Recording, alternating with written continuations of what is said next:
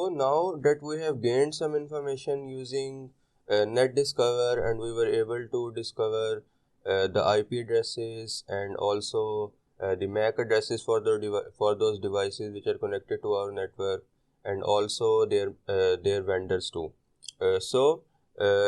Net discover actually gives us only some little information, and it was not very helpful for us. So now we are going to look into another tool which is called Nmap. So Nmap actually gives us very detailed information about our target and the clients which are connected to our network, and Nmap can also be used for scanning web applications and networks too. So Nmap is a terminal based network scanner, and it is also a vulnerability scanner actually, because it comes with a lot of pre-written and pre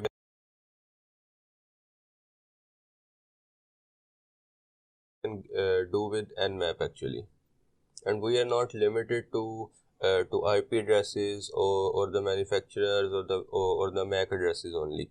So Nmap is actually a very big tool, and it contains a lot of information and a lot of options you can set for it.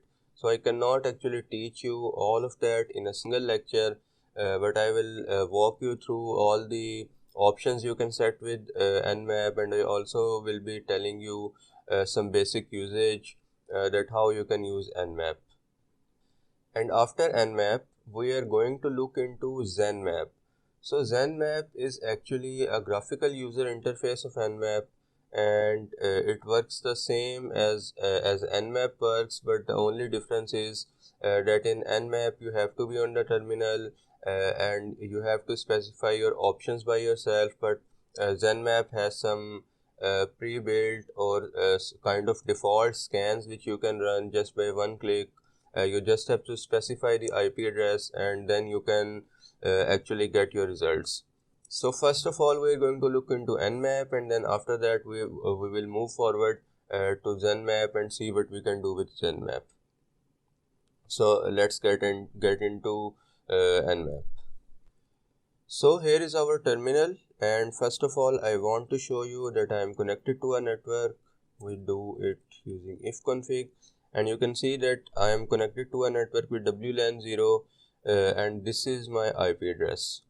So let's see some options for Nmap. We just type in Nmap help, and now we can see all the options and flags we can set when we use Nmap actually. So these are some basic settings. For example, if you only want to do a list scan, that you only want to see the devices or the clients which are connected to our network, so we use -SL. If we only want to do a ping scan, for example, we don't want Nmap to actually scan the ports too. So Nmap actually scans the ports by default. So if we don't want Nmap to scan the ports, we can only set the -SN flag, and it will not scan the ports for us.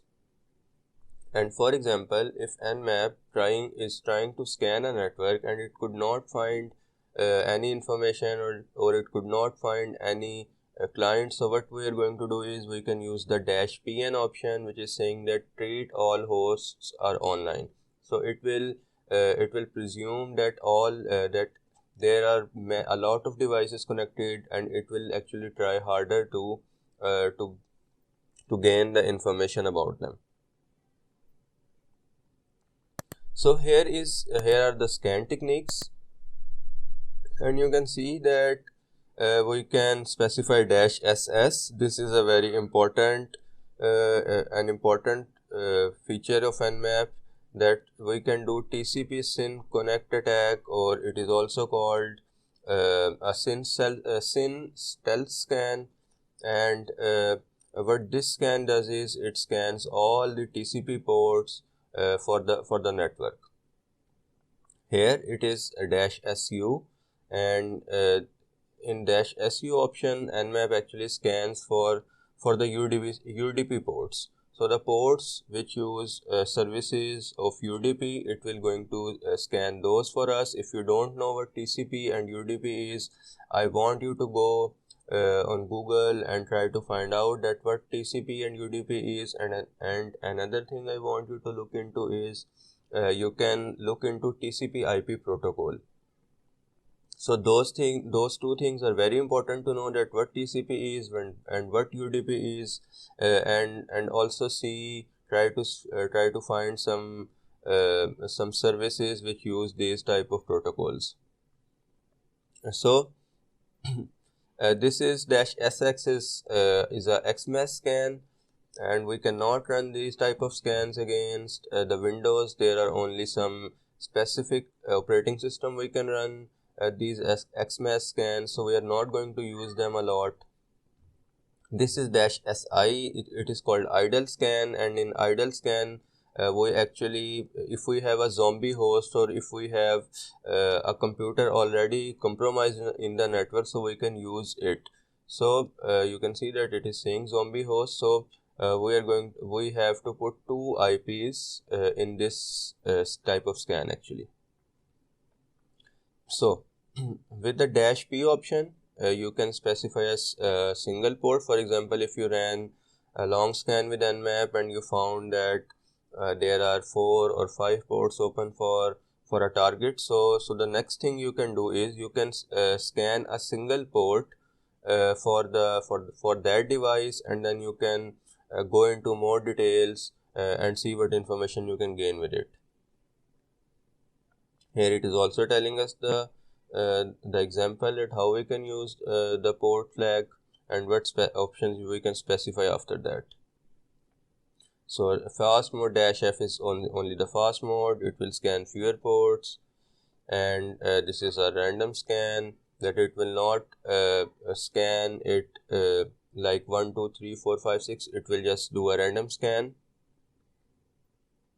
And here are the service version detection. So this is a very great feature of Nmap, that it actually tells us the service versions and the versions which are running on a network actually. So for example, we scan port 22.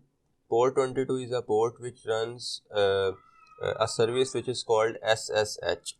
So for example, we scan SSH, we know that port 22 is open, and now we know that there is an SSH available for us. So with the -SV flag, we can actually try to find the version of SSH running on that port actually.